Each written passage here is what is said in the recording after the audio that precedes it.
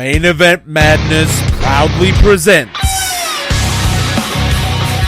coming to you from the land down under, Sydney, Australia, and Naugatuck, Connecticut in the US of A. This is Wrestling's Rope Break. Here are your hosts, Joel the Man O'Brien and Aaron the Mastermind Ramadanov. Well, hello wrestling fans and welcome to Wrestling's Rope Break.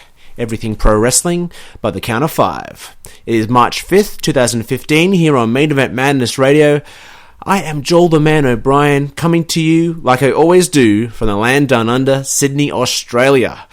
And he would be joining us like he does every single Thursday night, but unfortunately, Pro Wrestling Powerhouse's Editor-in-Chief, Aaron the Mastermind Ramadanov, is unfortunately unable to join us this week.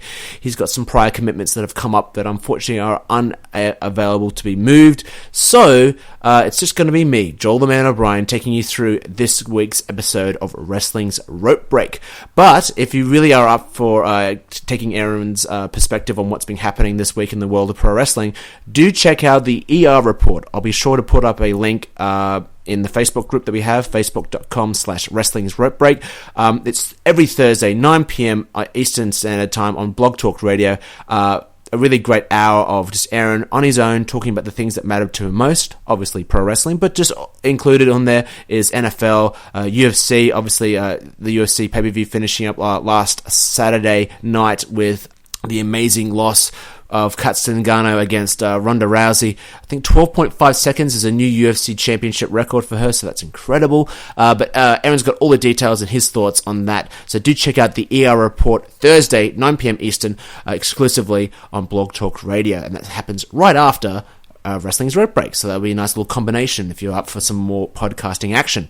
So I'm going to be with you for the next hour, talking all the major news, shows, angles, and matches from the past and present, exclusively on Main Event Madness Radio. So what have we got in store for you tonight? Well, instead of focusing solely on WWE this week, it's very easy to do considering it is WrestleMania time. I thought it might be time to check out what the competition is up to during this hot period on the pro wrestling calendar. So expect promotion analysis on TNA Impact, Lucha Underground, which I saw for the first time this week, and Ring of Honor, using the 13th anniversary pay-per-view that happened last Sunday night. We're going to go into those shows, we're going to go into the promotions, what are they doing right, what are they failing at, what do their futures look like. Stay in tune for all the answers to those questions via my own analysis on those promotions. Jim Ross and Gregory Helms of WWE, the Hurricane fame, get together on the Quintessential podcast this week and discuss the effectiveness of draws and referees in 2015. So some interesting points of view coming up there. Plus, why it worked. The segment that everyone loves returns this week to look at the successful heel turn of TNA's Bobby Roode back in 2011. So we're going to be going into some of the promotions. I wanted to pick out a moment that meant a lot to me back in 2011, which was very effective. So that's why it worked for this week. There's so much more coming up, guys, so stay with us, but let's get straight into this week's hot topics. We will start with some WWE stuff. Let's just get it out of the way very, very quickly. Last Monday night's Raw was a good episode of Raw. I'm going to say it straight away. It was good. I enjoyed it. I popped for some of these segments on this show. I couldn't believe it. But one thing I loved about the show is that they kind of did a lot of slow burning towards WrestleMania. They didn't just go straight into the segments that we want. They kept the momentum going. We didn't see The Undertaker. What we got is another more intense Bray Wyatt promo. I can't complain about that. No Brock Lesnar. Having those limited dates are kind of going in the favor of the main event as far as I'm concerned. We get to see a bit more of Roman Reigns, even though Roman Reigns got pinned in the main event.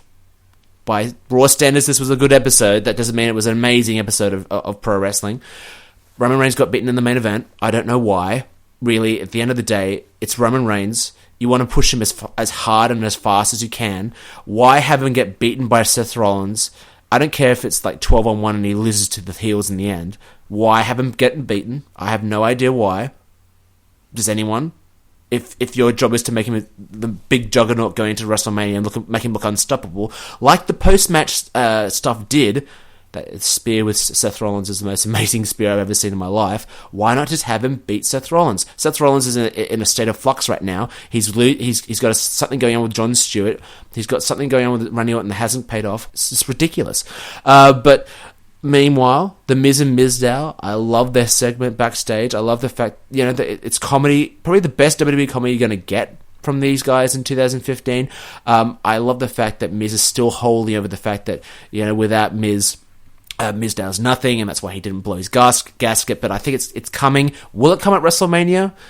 I don't know if they can. I think they're going to have to pull the trigger on it sooner or later, but I did love how this segment played out. You could say they've jumped the shark a bit with the fact that they should have turned Mizdow full-fledged babyface straight away, but it is what it is. But yeah, the only major complaint I had from the show was John Cena getting absolutely just ripped to shreds by Stephanie McMahon about the fact that he's not allowed in the Andre the Giant Battle Royale, and the fact that they want to make us believe that John Cena's not going to be a part of WrestleMania. Now, come on. First of all, why the hell would you just downgrade the one major star that you have that draws everyone into the building? Why would you go out there on main event television and absolutely pull him apart and give John Cena no verbal rebate to Stephanie McMahon? He looked like an absolute nobody, and really, at the stage that the roster's at, why wouldn't you just nurture John Cena's stardom? Why wouldn't you have the announcers say, "Oh my God, the fact that John Cena would not be on WrestleMania is just an absolute travesty. He should be on there." Not just accept the fact that he's not going to be on there. And second of all, who actually believes that John Cena is not going to be part of WrestleMania? I like the idea that the only way he's going to be a part of WrestleMania is convincing Rusev to give him the US Championship match. I'm fine with that part of the storyline. But the fact that we had management once again coming out and just berating babyfaces to the point where they have no rebuttal, it's just absolutely, utterly ridiculous. And it benefits no one, as far as I'm concerned. So that's WWE in a nutshell. They've got their problems, but WrestleMania is still rolling on. What we're here for today is to check out the competition. What is everyone else up to? I mean, really, this should be the time where all companies, TNA, Lucha Underground, Ring of Honor, even New Japan Pro Wrestling, Evolve, Dragon Gate, they should be putting up the best shows that they can, because really there's so many eyes on pro wrestling right now. So we'll start with TNA Impact this week. Now, what are the good things that TNA is doing right now? Well, as I've said many, many, many times, if you've been following us since our Wrestling's Week That Was days on Pro Wrestling Powerhouse Radio, I've been saying that their talent pool is outstanding. It's a great combination of comedic heels, strong powerhouse baby faces and heels, plus just great technical wrestlers. Your Bobby Roodes, your Austin Aries, your Eric Youngs, your powerhouses in Lashley, Awesome Kong. Let's start off with the biggest positive I can find from watching TNA last week, is that the fact Awesome Kong has it in spades more than the guys do in TNA right now.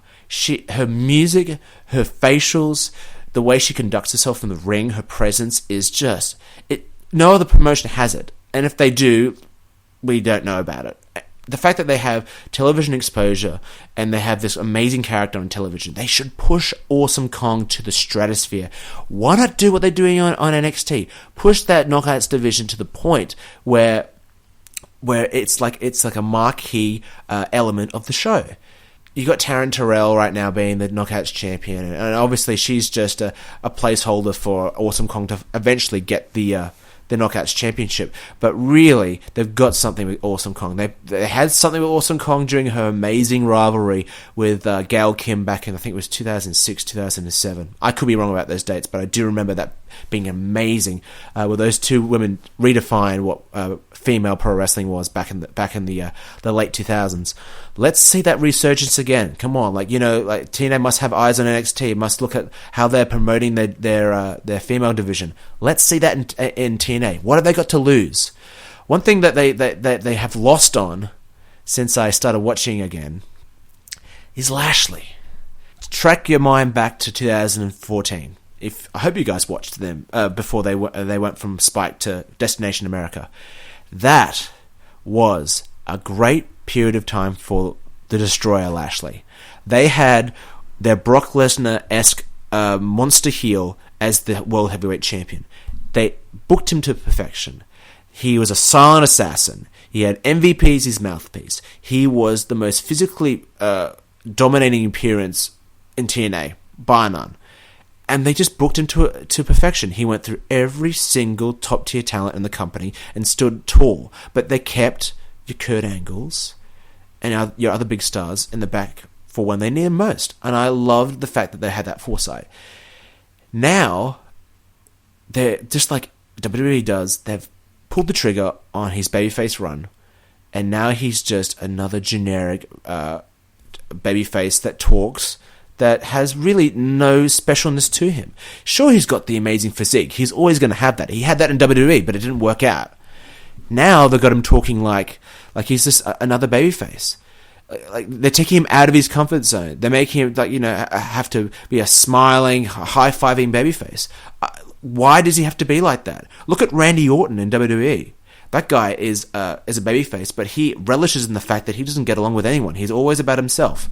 You could argue that the storyline that's going on between him and Kurt Angle makes him out to be a lone wolf and all that stuff.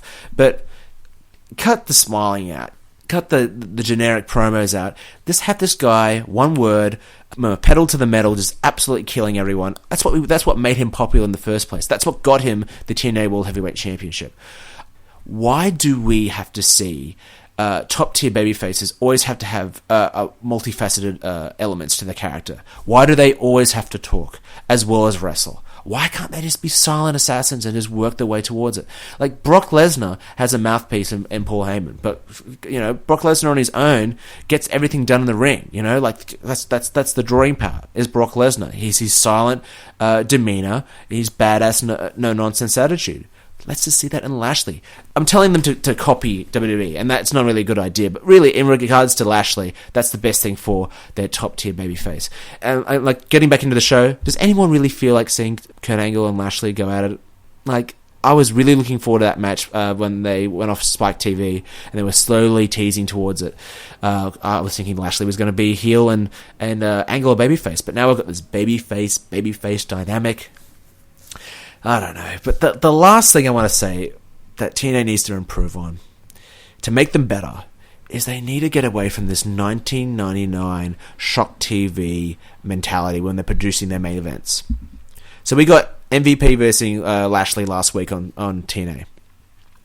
Now, should have just been a one-on-one match. They did a reasonable job putting over the heel faction, the Beatdown Clan, taking out all elements that was going to ensure MVP leave as champion. I'm fine with that. That was good. But then they have this clusterfuck of an ending where every single storyline on the main event roster gets intertwined into this one match. To the point where, Eric Young interferes, Bobby Roode comes in, the Beatdown Clan comes in, there's so much interference, there's all this wishy-washy, and in the end, Lashley comes out on top. I mean, it's not 1999 anymore, TNA. We just want to, and you've listened to the fans, and the fans reacting on Bobby Roode coming in, and Eric Young coming in, and all this stuff. They don't want to see this bullshit. I think the guys at ringside was enough bullshit to have in that match to merit the storyline that you were trying to tell. But throwing all these guys in and having it just all over the place, come on. Just give us a straight wrestling match. I think fans these days, considering the talent that is out there in the indies, on NXT, they want to see just straight up pro wrestling. Personally, in regards to NXT, that's what's made them great. They just have, the booking makes sense. It's not overdone. It's not overbooked. TNA just can't help themselves. I've come to that conclusion. They can't help themselves when it gets to their storylines. Just keep it simple. And don't overbook these things. No one wants to see that shit anymore. I really want to see TNA succeed, considering that the James Storms and the Abyss to a degree, the Hardys. They've got some great. They're Wolves, for God's sake. They've really got some great stuff there. But they shouldn't try to reinvent the wheel. Again, as I keep bringing it up, NXT proves that they're not doing anything revolutionary. They're just doing the simple things great. And I want to see TNA doing the same thing. Get the simple things out of the way, and then start trying to throw in your revolutionary things.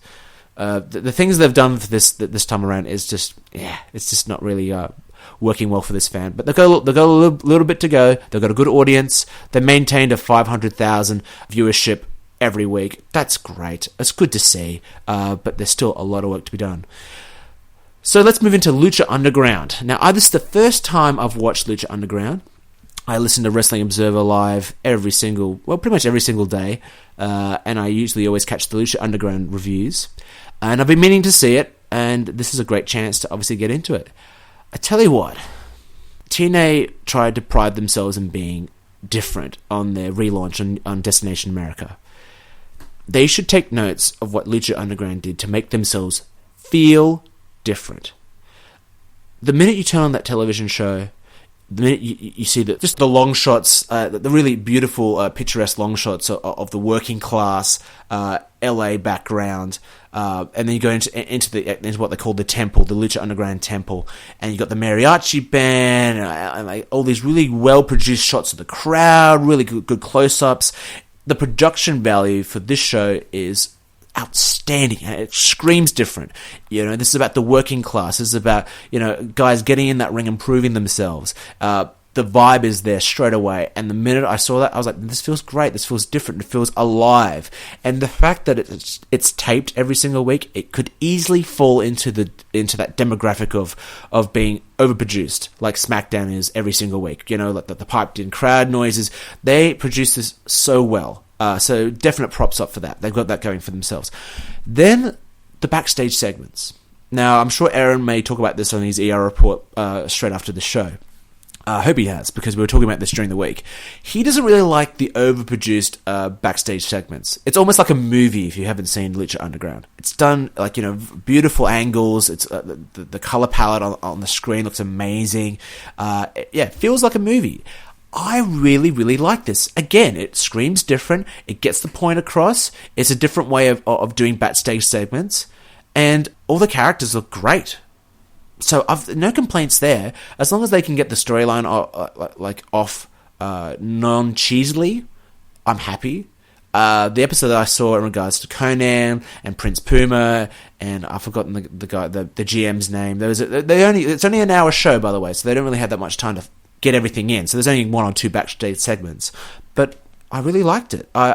It's a different feel, and it doesn't insult your intelligence as I thought it was going to. When I first saw the heavily produced side of it, I'm like, oh, this is going to be over the top. But it wasn't really. I really enjoyed it.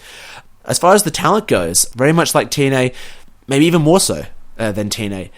The talent pool is fantastic. I mean, their world champion is Prince Puma, Ricochet for you Dragon Gate fans. Just an amazing talent. Athletically in the ring, maybe his psychology has a little bit to go in regards to selling and to telling a story in a ring, because he kind of lets his amazing acrobatic and athleticism kind of do the talking in his matches.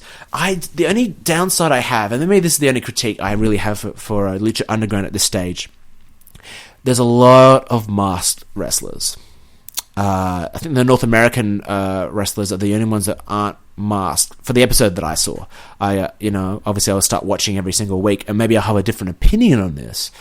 But WWE had Rey Mysterio, and really, besides he and maybe Sin Cara, at one time they usually only had like 2 to 3 masked wrestlers. When 3/4 of your roster is all masked and faceless, I'm not sure how much this could help the audience connect with the characters you're trying to portray. It puts a lot more pressure on the backstage segments and on the commentators kind of telling the story of these wrestlers. We got Aerostar versus Drago in the first match, and the action was great, but at the same time, it really just felt like 2 luchas just going at it, and I really didn't have an emotional connection with these wrestlers. Johnny Mundo, Cage, within one show, I really got a feeling for their characters. I mean, Ricochet worked his ass off against Cage in the mid-hour match, but I really felt more of a connection to Cage than Ricochet, because I just couldn't see his face. It really kind of plays into the fact that in pro wrestling, facial expressions are key to really connecting with the audience. But that's the only real kind of gripe I have on the company right now. Johnny Mundo, the former Johnny Nitro, the former John Morrison from WWE, why this guy was not utilized in WWE and pushed to the moon is just beyond me. He's not the best promo, but for God's sake, he's amazing. I just remember his time in WWE, like his amazing matches in 2009 on SmackDown against CM Punk, against Jeff Hardy, against Edge. He had some amazing matches, and he was on the cusp of being that next Shawn Michaels-esque, Jeff Hardy-esque kind of like big time main event star. And for some reason, they just lost faith, and he got injured and came back, and the rest is history. He had an amazing no-holds-barred match against a guy that his name eludes me. He was wearing a mask, so I couldn't really recognize his face, but at the same time, really good, hard-hitting brawl. The crowd is fully into this action. Like, they're well-mic'd. It feels organic. The close-ups on the crowd's reactions for all these amazing dives is great. The commentary, Vampiro feels very natural. His reactions to everything are really refreshing. Feels like he's a fan in the stalls, adding color, just very much like a fan would between another fan, which I really do appreciate. Matt Striker, he has some great lines, no doubt, and it really feels like he knows his stuff, but sometimes he just can't help himself. Like he just gets way too excited, or he just comes across as so annoying. Maybe in a color perspective, like he was on the New Japan show, that would work, and it did work, because JR, obviously JR's a pro, and kept him in line for that New Japan Wrestle Kingdom 9 show. But this, when he's the play-by-play, he becomes a bit overbearing, but he does have signs of greatness. But in the end, like, Lucha Underground just needs a few more recognizable stars, like Alberto Del Patron, that hopefully is going to be joining up with Lucha Underground in the near future, plus Rey Mysterio. You have that top tier kind of like legend talent that you could easily use to help enhance the new guys that are coming through. We need to see some stars that we can see their faces, but besides that, they've got a lot going for them. Again, it's 1 hour. It's not 3 hours, which is always a good benefit for the show. And finally, Ring of Honor. Now, I watched the 13th anniversary pay-per-view that was hosted by those guys from Las Vegas last Sunday. Great show. Really good show. Great action. That's one thing that you will always hear from an ROH fan. Amazing bell-to-bell action. Long matches. They usually tell a fantastic story. Amazing moves that I watched that pay-per-view. I've seen the moves that I've never ever seen before, and I guarantee that when I go to see Ring of Honor in Redwood City on March 28th for WrestleMania weekend, which is going to be sold out for Supercard of Honor 9. That is going to be an amazing, amazing show, because I'm going to see things I've never seen before. I went and saw Ring of Honor at the Hammerstein Ballroom for WrestleMania 29 weekend in New York City. Amazing show. The atmosphere was incredible. It was sold out, 2,000 people. I was there when Jay Briscoe won his first Ring of Honor World Championship from Kevin Steen. Amazing. Nothing beats a Ring of Honor environment, that's for sure. Now, Sinclair Network, the television network that oversees Ring of Honor television product, just announced that they grossed $98 million worth of ad revenue for the last quarter. Now, they should throw $2 million of that towards Ring of Honor and towards their production values. Their sound mixing equipment, their lighting. I mean, this is not new news. I'm joining the choir in regards to their production values. The HD quality for their pay-per-views, for the iPay-per-views, are great. That's a definite enhancement. But at the same time, the HD quality kind of points out the lesser elements towards their production values. That's all I can really say. It looks like an indie show. It feels like an indie show. The announcers are mic'd pretty badly. The sound in between the video packages, it just feels rough. It feels unedited. It feels like it's like a garage rock kind of feel. Whereas Lucha Underground has a style to their production. I don't think this is really enhancing any kind of style that Ring of Honor is looking for, and it has the tendency to detract from the overall feel for what they're trying to get. Carino and Kelly on the commentary team. They're a great duo. They mixed a conversational style between the two of them with a really good calling of the match. I really do appreciate Carino's color. He has some really good lines in there from his years in the business, and it does show. And Kevin Kelly is ridiculously underrated as a play-by-play guy. I'm glad that Kevin Kelly got his dues paid for him by Jim Ross on the Ross Report 2 weeks ago in their little interview, which is up on Podcast 1, which you should definitely check out. In regards to just the show progression, I will say this. There's a lot of good matches, but what I want the talent to kind of get used to and adapt to is two things. I'm not a massive fan of massive bone-crunching moves not ending a match. There's so many devastating moves that they've created, and they look incredible. Don't get me wrong. They get me out of my seat. I'm in awe when I see them. But imagine 5 of those moves in succession in one match, and all of them leading to a kick out. The psychology there is just, it's backwards. Especially when the guys are getting hit in the face or the head. And that's my next thing as well. All these super kicks, all these massive big-time shots to the head that we see in these ROH matches never decisively lead to a near fall. Now, I don't know if this is nitpicking, but for me, it takes me out of the match. I love great wrestling. I love great athletic wrestling, but it needs to tell a story in the ring. And sometimes I think the ROH talent pool just get lost in trying to get all their stuff across to the fans. And in doing so, the progression of what they're trying to do just gets lost. Like, sure, you get the fans into every single move you're doing, but what happens is that if you see, like, much like we saw in the Matt Sydal match to start off the show, by the time that match was over, it was like, Jesus Christ, I was exhausted just watching that first match. And then we had the triple threat tag team match with Mike Bennett and Matt Taven against Carl Anderson and The Addiction. These guys are killing themselves out there just doing these amazing moves, but 3 matches into the show, like, the fans are just getting a little bit flat. And really, like, they need to kind of just hold... At the end of the day, Ring of Honor needs to structure their pay-per-views much better in regards to match order and in regards to what we see in each match. Because by the time that Matt Sydal match was over, I was exhausted. And any other match that I saw afterwards, they really needed to put on something pretty incredible to keep my attention and keep me enthralled in what Ring of Honor is doing. Because if it just becomes a bunch of moves, that's when the disconnect happens.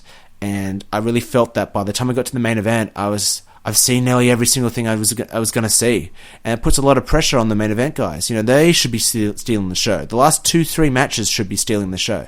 The opener should not be completely, just exhausting the audience. But regardless, the talent in there is amazing. The Young Bucks, oh my God. Moose, this former NFL player they've got there. Jesus Christ, agile, athletic. There's a lot of good big guys out there right now in pro wrestling. Brody Lee, Brock Lesnar, Big E, this guy called Moose. A lot of good big guys out there. So, yeah, a lot to be happy about in regards to Ring of Honor. They just need to structure their show better. Slow down a bit, like Jim Ross says every single week on his podcast. But yeah, they've still got a lot going for them. And hopefully they can get some production values behind them and boost them up to where they need to be. Okay, so before we go to the break, I just want to announce, if you haven't checked out our Facebook page already, the schedule that I will be enduring come WrestleMania weekend. It's going to be a crazy 5 nights in San Jose, California, and it goes something like this. Thursday night, I get in. I go straight to the Evolve 39 pay-per-view in San Jose, California. Drew Galloway will be defending his Evolve Championship against the former Justin Gabriel, CJ Black. Johnny Gargano is going to be there. Chris Hero is going to be there. AR Fox is going to be there as well. So there's going to be a lot of good talent there. Just a good, solid indie show to start off the weekend. Friday is going to be Supercard of Honor 9 for Ring of Honor. That's going to be an amazing show. It's already sold out months in advance, so the crowd there is always a pleasure to be a part of, and the action should be great. Then Saturday is going to be a massive, massive day. I start off with Access at 6 a.m. in the morning, because for those who don't know, WrestleMania Fan Access, you need to get there 2 hours in advance if you have any chance of seeing the superstars that you want to see. So I'll be there 2 hours in advance, getting some fan interviews, getting some predictions of what fans are expecting to see at WrestleMania 31. Then we move into the one-man show, an afternoon with Jim Ross, from 11 a.m. all the way to till 3 p.m. I will have a chance to meet the man himself, Jim Ross. Hopefully get a very quick and brief interview from him, get some content for the website and for our radio show, so expect that. And then we finish off that night with the Hall of Fame, the WWE Hall of Fame. We're going to be doing that with John Curry. And then that night, me and Main Event Madness' John Curry will be coming back to my hotel room, and we'll be doing a breakdown of the whole day of events, because we'll be doing it all together.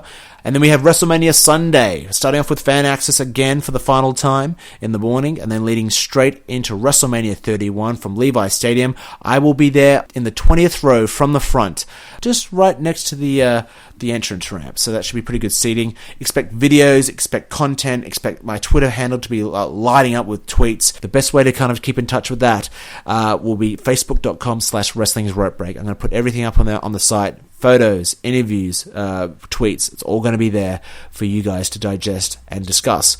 And then we have Monday Night Raw, the post-WrestleMania Raw. It's one of the biggest Monday Night Raws of the year. Take it from someone who's been there at 3 of the biggest Raws in the history of WWE. The last one that I went to was obviously after WrestleMania 29. We were fandangoing all the way out of the building. It's an amazing show. You're going to get a live appreciation for what it's all like, and a show to boot on the Monday night. So it's going to be a busy, busy week, that's for sure. Keep in touch with Wrestling's Rope Break through our Facebook, facebook.com/wrestlingsropebreak, and at Wrestling's Rope Break on Twitter. Okay, we're going to take a quick commercial break, and then when we come back, it's going to be the Quintessential Podcast with Jim Ross and Gregory Helms. So stay with us. So you're cruising around the internet looking for some entertainment. What if I told you there's a hard-hitting, fresh, and opinionated podcast out there covering everything from WWE and TNA to the NFL, the NBA, and MLB? Well, that's reality. Main Event Madness is here. Don't miss us every week on maineventmadness.com, as well as on TuneIn Radio and Stitcher.com. Main Event Madness, our wrestling, your sports, simply madness.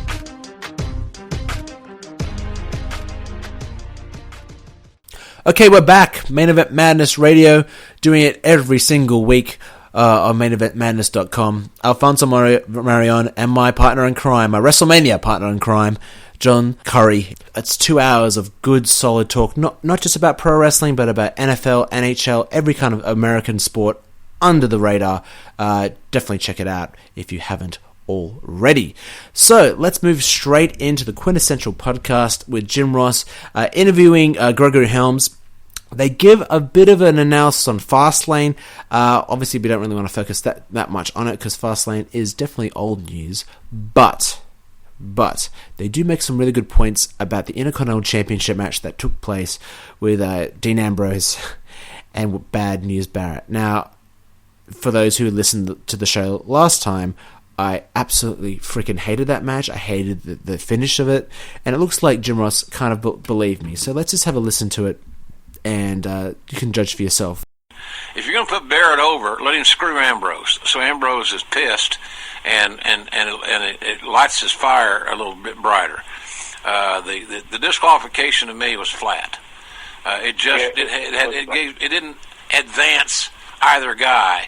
And if you're booking, and if you aren't advancing one of your guys, and it's kind of an even Steven thing here, I don't know how good that is. I don't think that's a good thing. I'd rather see somebody have a draw. Do you guys have draws anymore in those shows you do in the Carolinas? You ever have a draw? Just had one at our last show with a guy named Cedric Alexander, who you can catch on Ring of Honor, and C.W. Anderson, who you know as well. Yeah.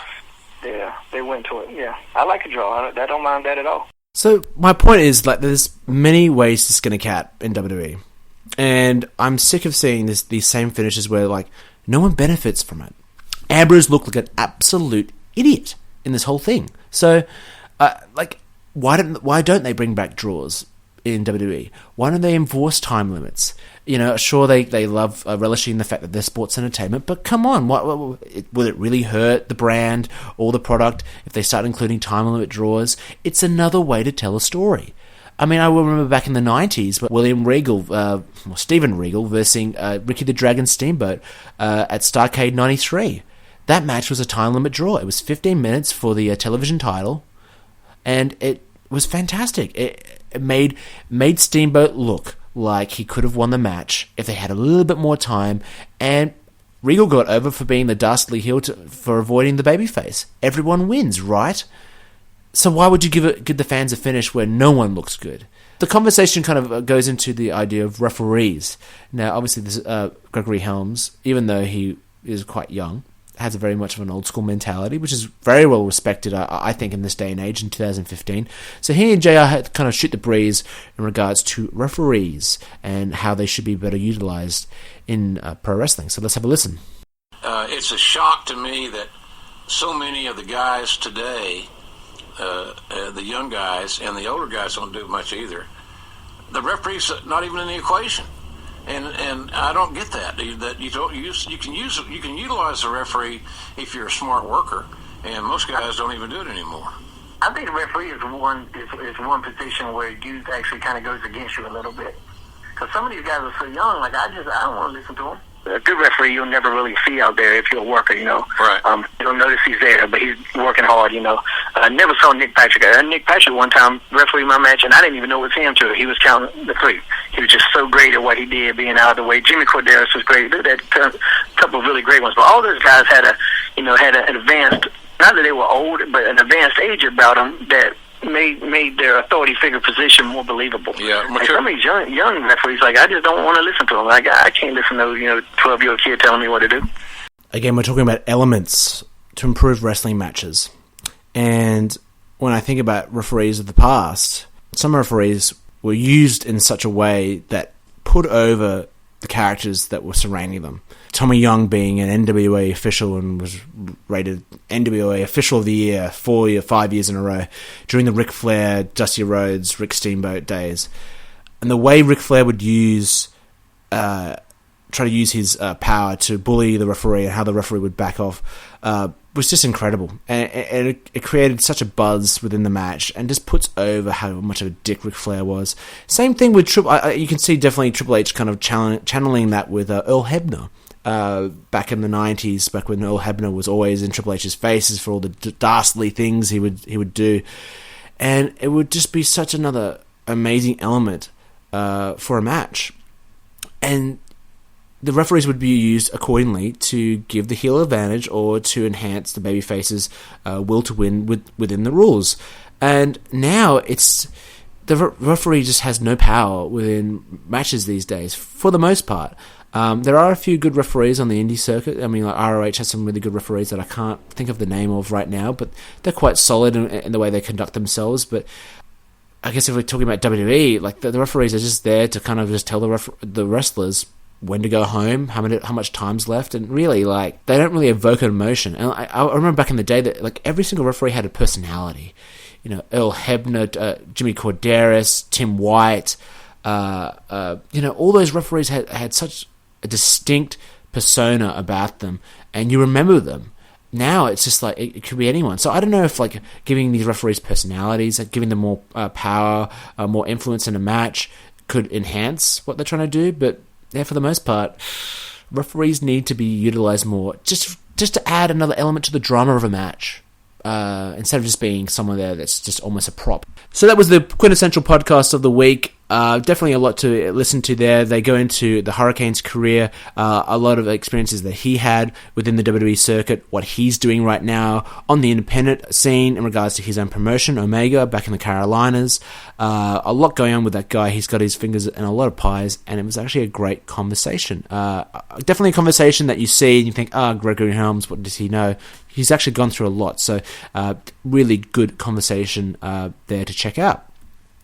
Okay, so we're going to wrap up with Why It Worked. Now, this is a simple segment that we do bi-weekly, where I take a finish, I take an angle, something that was very monumental or was very effective in what it was supposed to do, and we talk about why it worked. Very simple.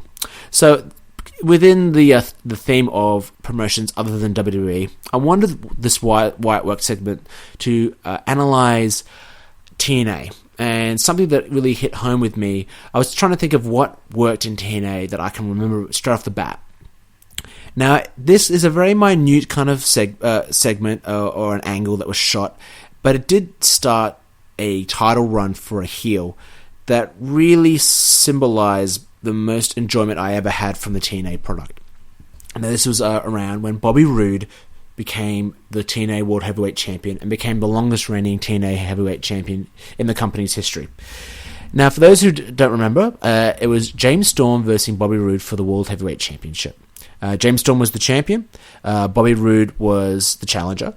And for those who remember the storyline, James Storm had successfully beaten Kurt Angle, the world champion, the night after Bobby Roode lost his opportunity to become world champion and won it in this amazing match. The crowd was going ballistic. So the following week on Impact, Bobby Roode challenged his best friend, James Storm, former Beer Money tag team, just challenging each other in the spirit of good competition for the world championship.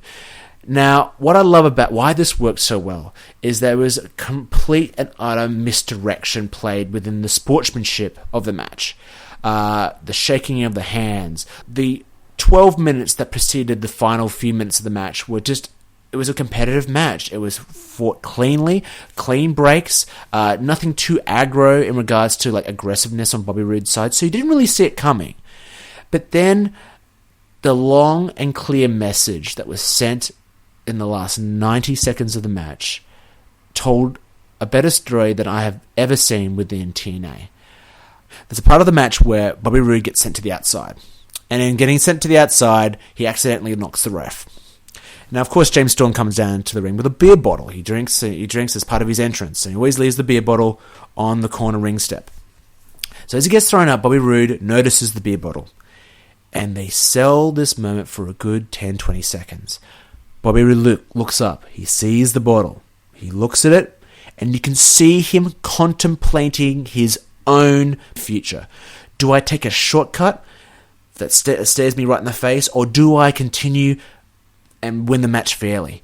And he fights and he fights and he thinks about it, but in the end, greed corrupts absolutely. He grabs the bottle, and why did the segment work? Within 30 seconds, Bobby Roode just transforms into this greedy, power-hungry heel. He uses the bottle, he smashes the bottle over his best friend's head.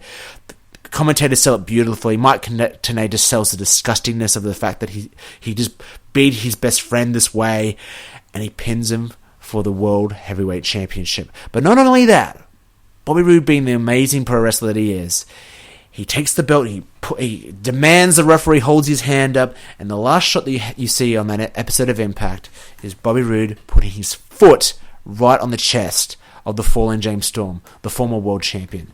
And so begins Bobby Roode's long World Heavyweight Championship reign. Fantastic. It made him the character that he stands to be today. He was an incredible heel during a time where TNA really just took it to another level with the Bound for Glory series. He really held the company together as a diabolical, power-hungry heel. Following losing the championship, he had an amazing run with Austin Aries as tag team champions. They had some incredible matches against AJ Styles and Kurt Angle. It was a great time to be a TNA fan, and I really kind of merit my enjoyment of TNA during this time to the start of this heel turn that Bobby Roode endured. So yes, you can definitely check out this whole match on YouTube. The whole match in its entirety is up there.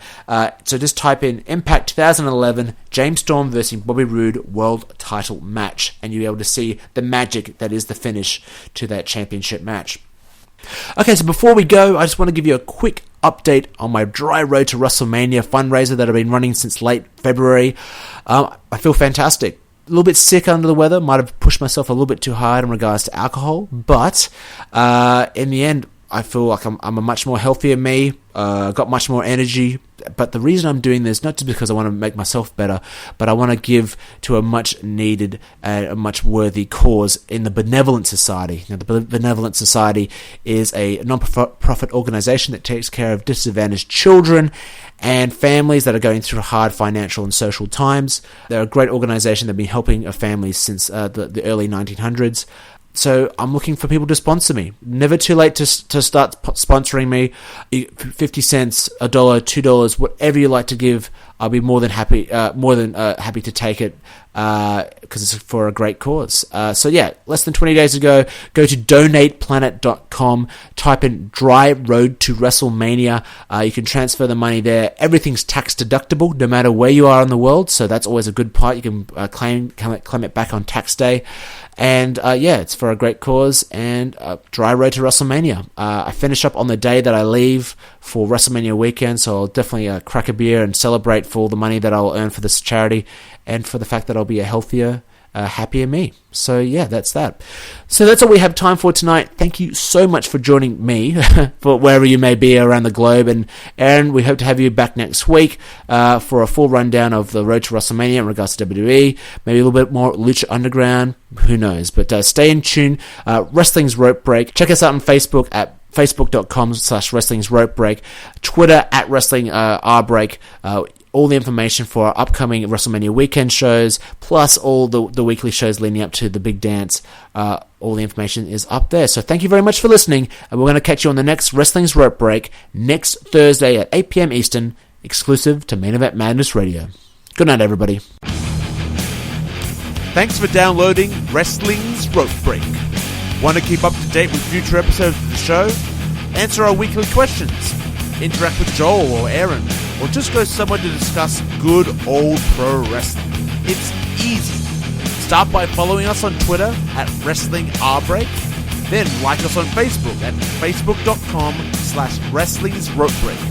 Finally, bookmark and visit our website at www.wrestlingsropebreak.weebly.com. Wrestling's Rope Break. Everything pro wrestling by the count of 5. We will see you next week.